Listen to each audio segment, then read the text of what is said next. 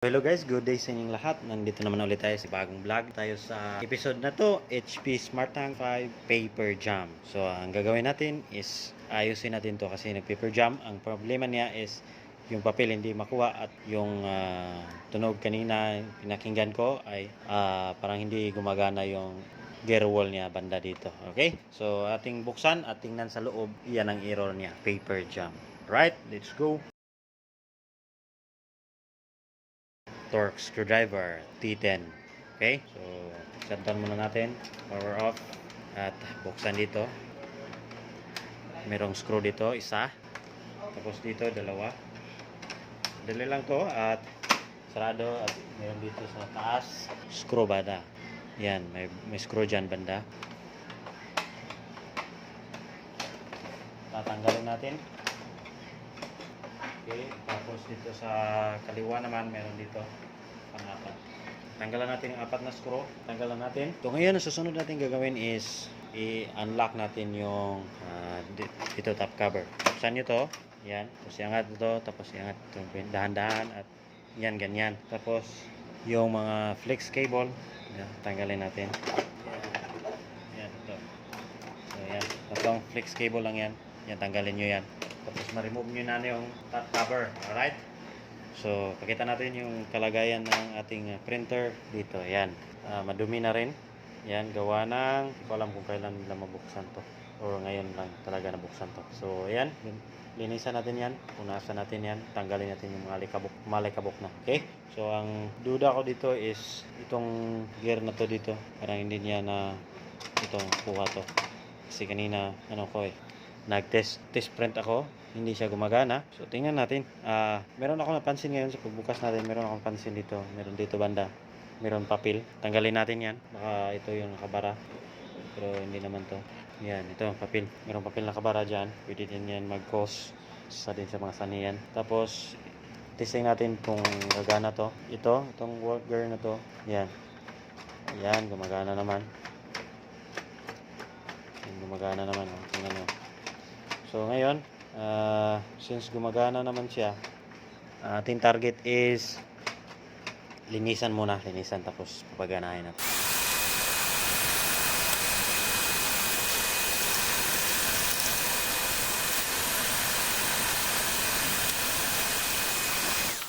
So ayan, natanggal natin yung alikabok, konting alikabok. So next is tingnan natin sa ilalim kung baka may nabara ba. Tingnan natin sa ilalim kung merong bara.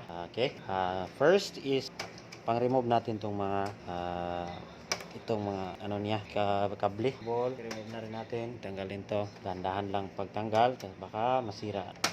Ayan, virgin pa to, hindi pa to natanggal. Sino? Tayo pa lang ang bukas nito, okay? Tatlong screw lang. Same lang sa hindi pala. Sa tatlong screw lang to. Tanggalin nyo. Yan, tanggalan natin. Try natin iangat. Meron pa pala ditong speaker. Right, ito na yung mainboard niya. Yan, ito ang mainboard niya. Linisan natin.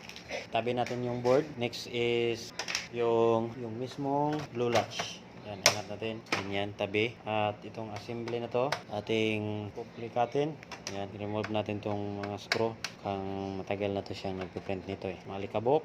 Aside sa malikabok, merong ink na. Daming ink. So, yan pala. Nakita ko na bakit ayaw niyang mag-print. Kita ko na. So, ngayon, kita ko na bakit ayaw siya mag-paper jam. Aside doon sa may papel dito. Ayan. Aside dito, mayroong papel na kuha tayo kanina. Mayroon din akong isang nakita. So, tanggalin muna natin to para makuha natin yung So, yan, natanggalan natin yung assembly. Itabi muna.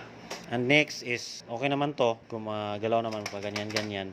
Ang problema is, wala dito ang problema. Nandito banda. Ayan, kita nyo. Merong spring dyan. Dito banda. Merong spring. Itong spring na naka-attach dito sa ito, blue. Hindi ko ma-focus kasi gawa ng, cellphone lang ang gamit natin. Mahirap yun. Gusto nyo, na lang. Focus na rin natin. Ayan guys, kita nyo naman. Ito, merong spring dyan. Ito, naka-angkla dito. Dito yan. Yung status niya is hindi nakaangkla. Kita nyo na yan. Yung spring na yan. Yan. Hindi nakaangkla. Alright? So, ayusin natin yan. Merong spring dyan. Okay? Na-find out na natin yung problema. Ang problema is yung spring. So, ating ayusin yan. I-correct natin para hindi na siya So, ngayon ating ayusin. Gamit tayo ng tweezer pang sungkit sa spring. Dapat meron ditong spring at saka dito banda. Dalawang spring yan. Tanggalin muna natin ha.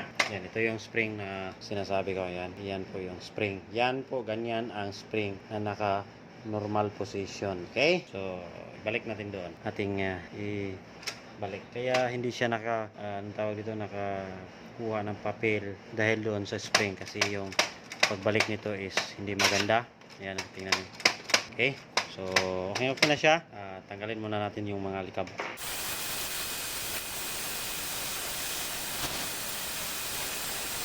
So, ngayon, ibalik na natin. Ayan, tingnan nyo. May spring na dito banda at saka dito. Dalawa yan. Kung wala ng spring, mag-cause yan talaga ng paper jam kasi hindi niya mahugot yung papel. Okay? Next gagawin is symbol.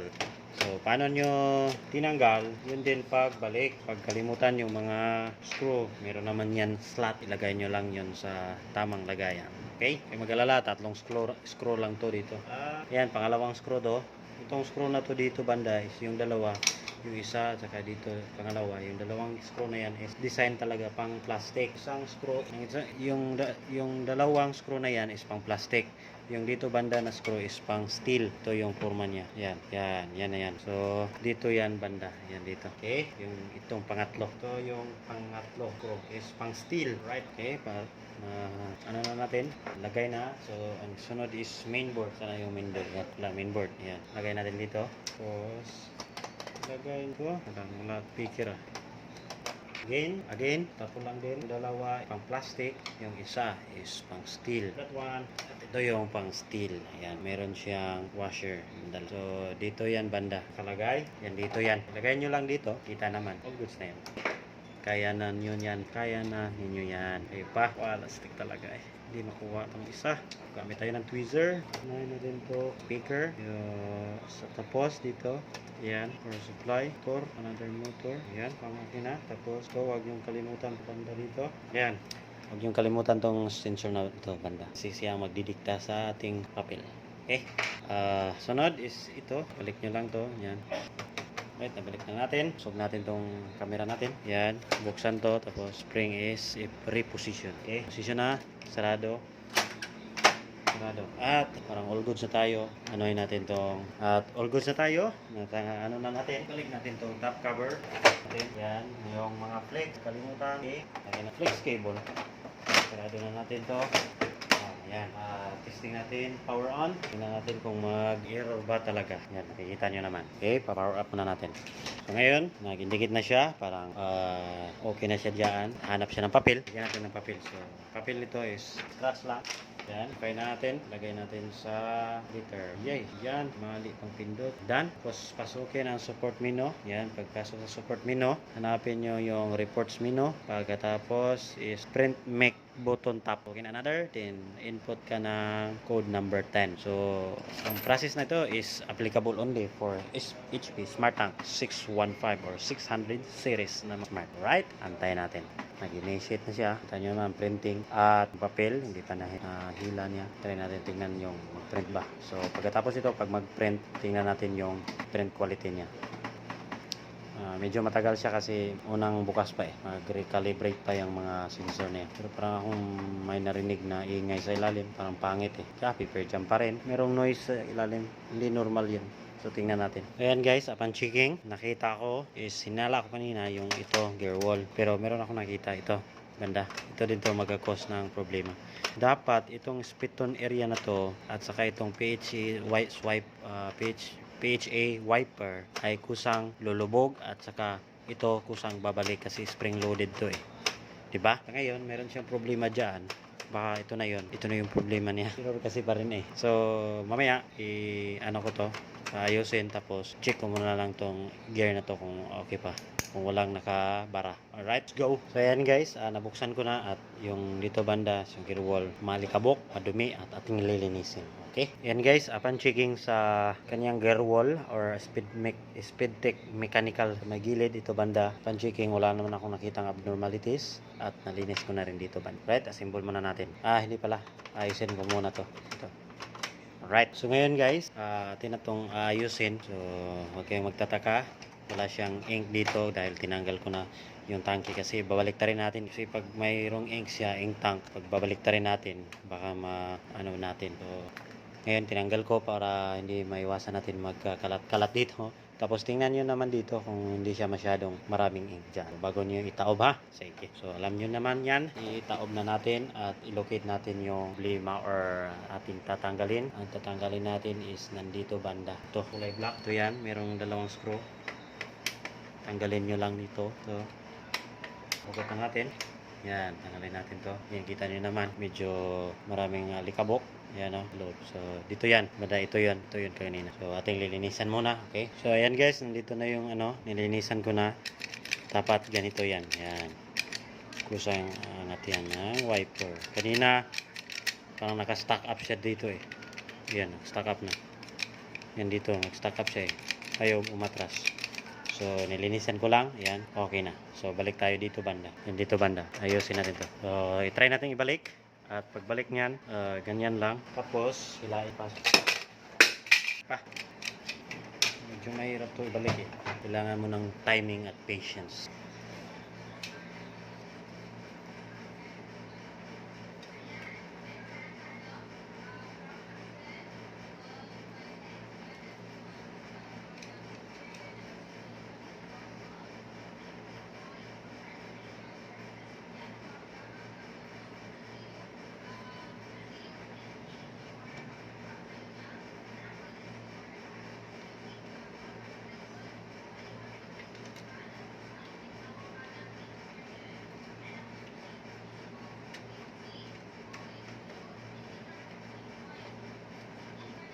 Yan, parang kumagat na.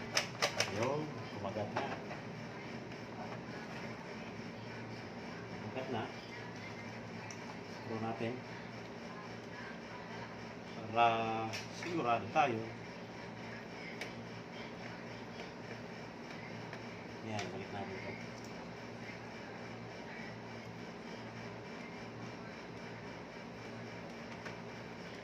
So, yan. Balik na natin ang mayos. Check natin kung kumagat ba yan.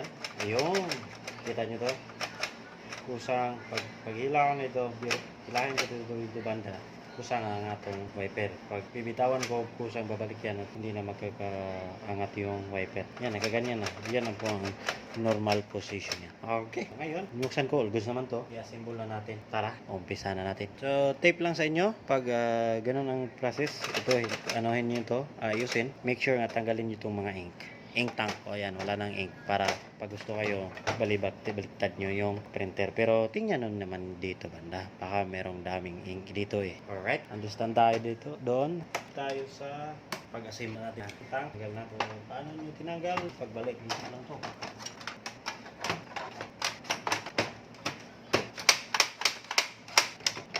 Alright, diba? Balik. Yung mga screw na to, kabilaan lang. Yan, na-screw na natin.